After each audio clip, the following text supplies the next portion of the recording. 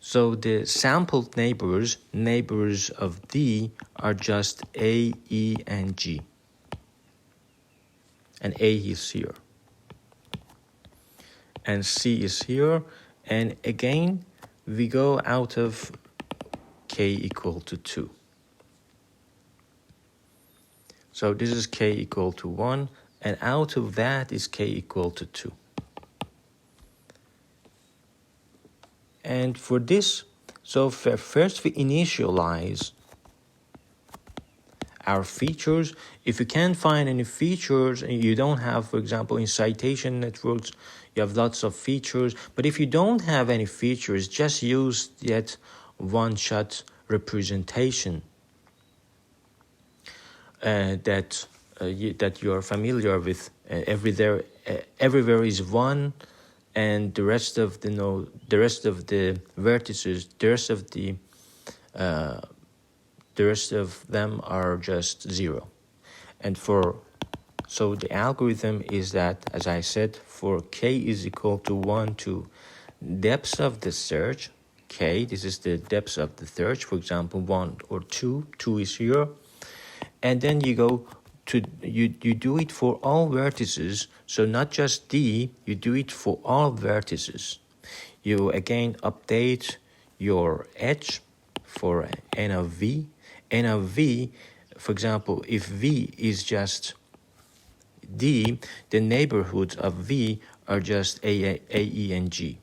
So you update it, you aggregate it, and then, for example, in the aggregation, you can use mean. For example, we can say that H1 of ND is just the mean of HA0 and HE0 and HG0. The simplest is the mean, but you can use LSTM aggregator. Many people criticize that they say because LSTM aggregator, LSTM cares about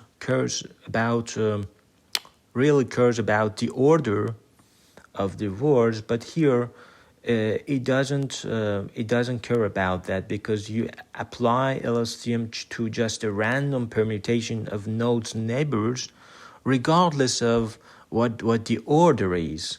And that's why they say, what are you using LSTM at all? Because you're not preserving, you don't care about the order, so why do you bother and to just use LSTM? And for aggregator, you can use mean, you can use LSTM, you can use something like max pooling, which is for example, is the maximum of this nonlinearity sigma of W pool HKUI plus B. But it is more sophisticated and produces lots of more parameters that we don't want really, because already we have lots of parameters, billions of parameters, and that's why I don't like these approaches, because you're just producing lots of redundant, let's say, parameters that could be solved by just simple models. So you don't need billions of parameters to solve, to learn something very easy. So that's it for the GraphSage, and now you can optimize the cost and find the parameters that you want to find. And in the next couple of videos, I just want to talk about 3 neural nets for unsupervised learning. I remember that the CEO of Facebook says that, why do you say unsupervised? You can say self-supervised, because you always do learning and you need supervision. You cannot do anything without it. So let's call it self-supervised, because unsupervised is just self-supervision. It means that you are using you don't need a teacher because your data is already your teacher. You can just permute it and do some cutting, and then so you can use your own data. So let's call it self-supervision. And I agree with him because it's a good way to understand, because the word unsupervised doesn't have a meaning. And so there are three important unsupervised learning approaches for NLP. So the first one, which has become very popular, incredible. So it is variational autoencoder.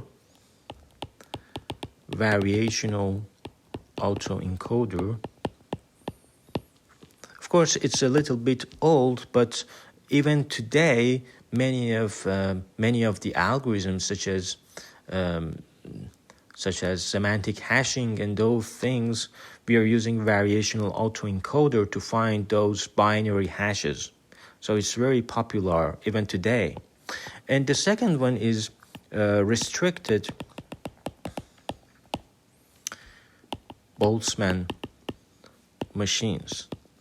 And you may say, oh, why am I talking about restricted Boltzmann machine, which is really the first article about deep learning, and it's very old, goes back to 2006 maybe, or even before. And but I have a goal for that. I have a motivation to teach this because it is related to many ideas in, for example, semantic hashing or any other ideas that I will explain. And the third approach is really sparse coding model.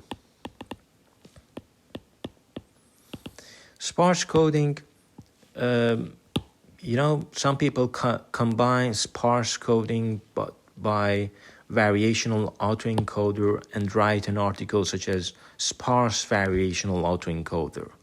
Because sparsity is a really important thing because you use it in, for example, in compressive learning, compressed learning or compressive learning, and variational autoencoder, those are generative models. So if you combine these two different worlds, you can get something new that is quite incredible.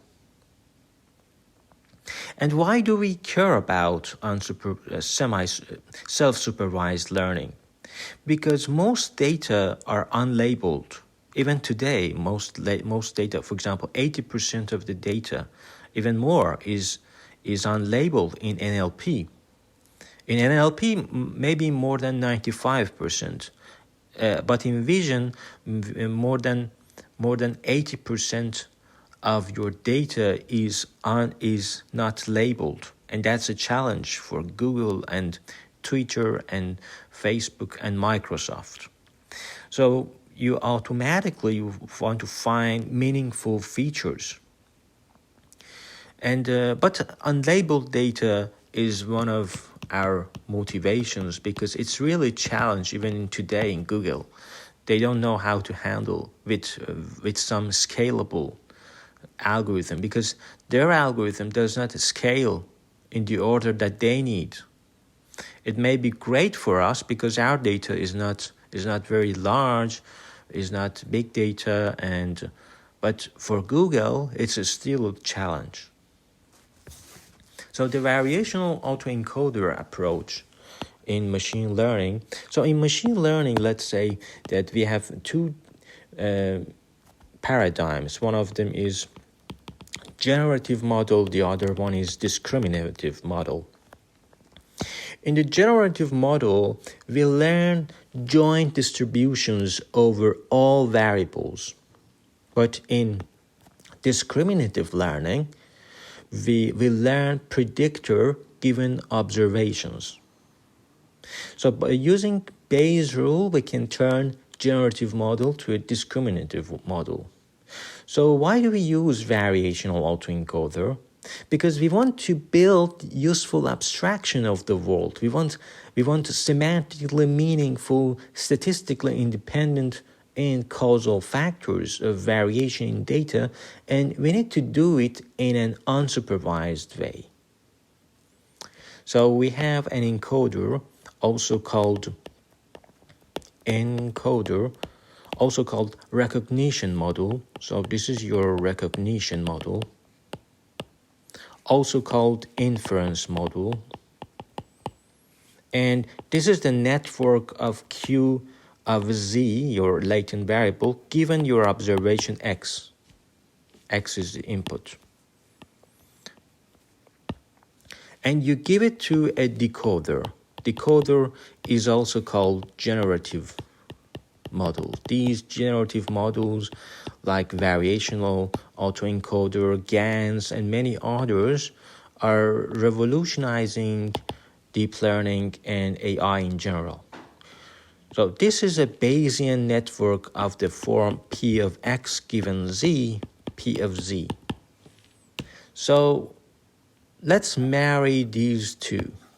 One of them is deep learning, which is very successful, but the other one is graphical model, which is not sometimes successful, not as fast as the other approaches, but is very mathematically very intuitive and deep. So if you marry them, you get this area. If you marry variational autoencoder and VAE, if they marry with graphical model and deep learning, you get this. So the true probability P star of X is unknown. So we approximate this process with a chosen model such as P theta of X. This is the trick of statisticians and machine learning guys. With parameter theta. And learning is just searching for theta such that P theta of X is almost P star of X for any observed X. For example, in image classification, X is just an image, and Y is just an image class.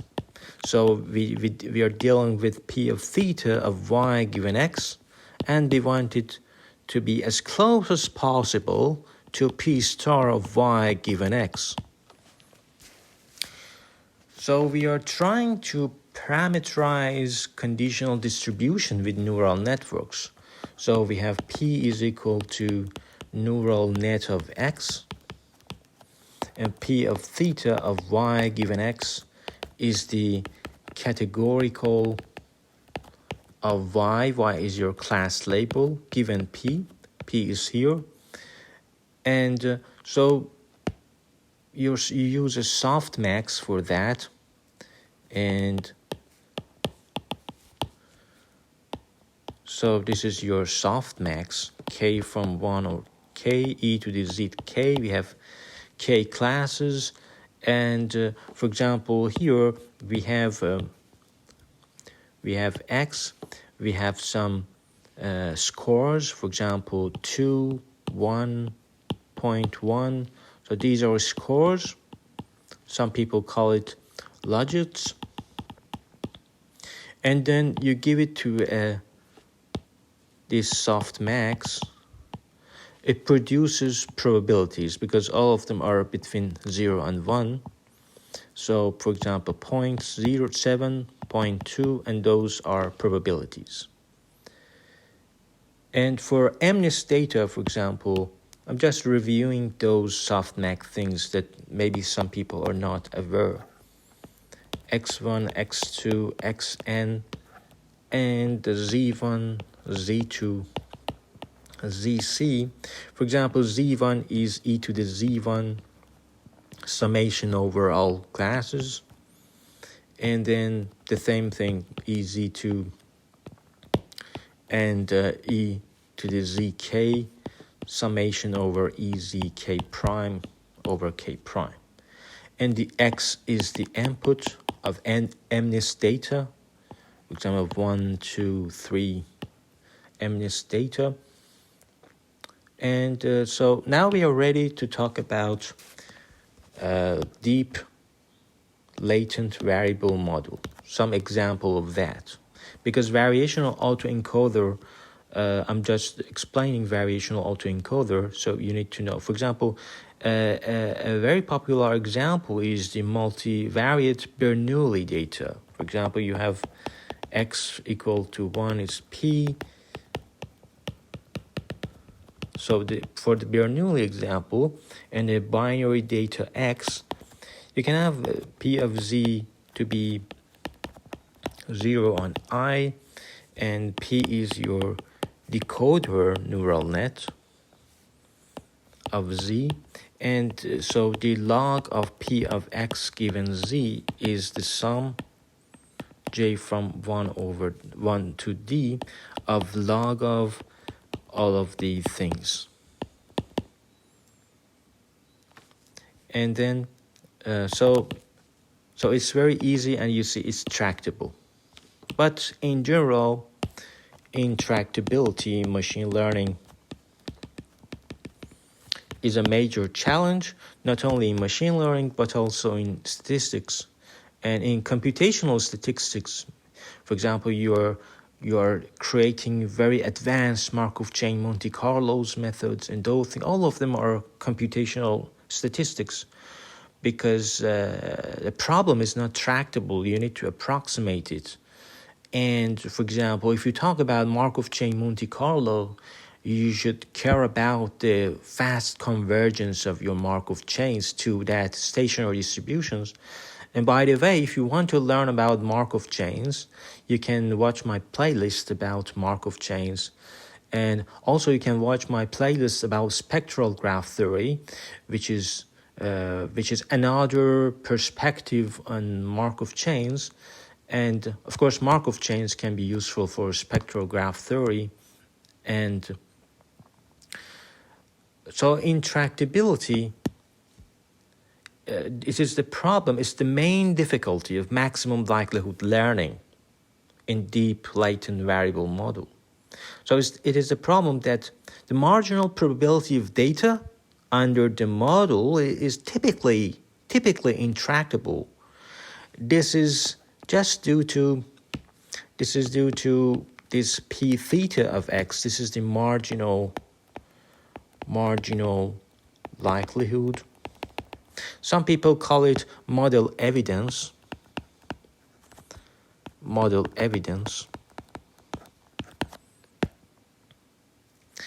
So this model evidence is integration over all z.